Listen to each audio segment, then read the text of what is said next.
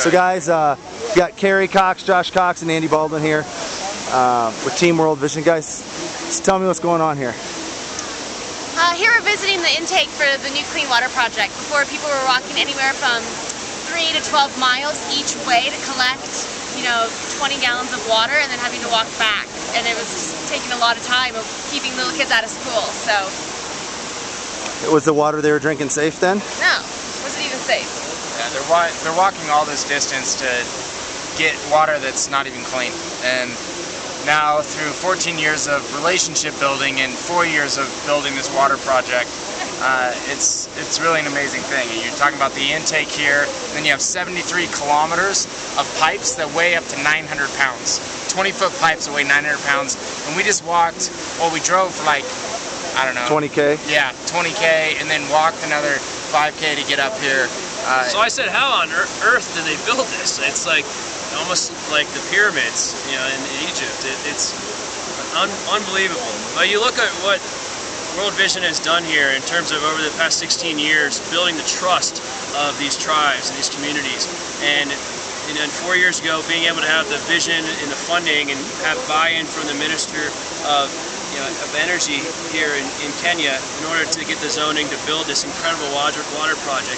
Josh mentioned that what they were traveling so far to, with the jugs on their heads, you've seen it on TV or in the magazines, that's what they would have to do for like 10 miles at a time for just a little bit of water, and that water was unclean. It was dirty, and it had tons of parasites and all these things, bacteria that were leading to diarrhea and killing them. So this is incredible.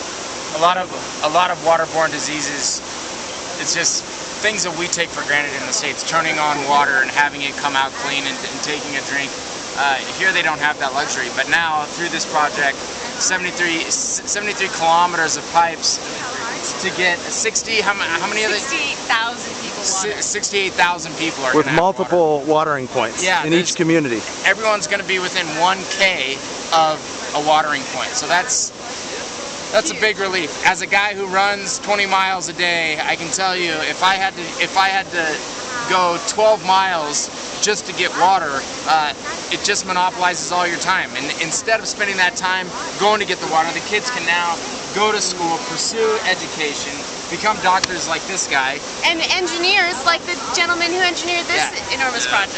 It's amazing. So, and to run marathons, to run races, to support this sort of effort, it makes all the running worthwhile. All the 20-mile days, the 40-mile long runs, seeing it, knowing it here, but then seeing it, you really feel it here. So I can tell you, coming here and being part of Team World Vision on this trip has really opened my eyes to how much we take water for granted. Water is one thing. 2/3 of our body is made up of water. We need it to survive.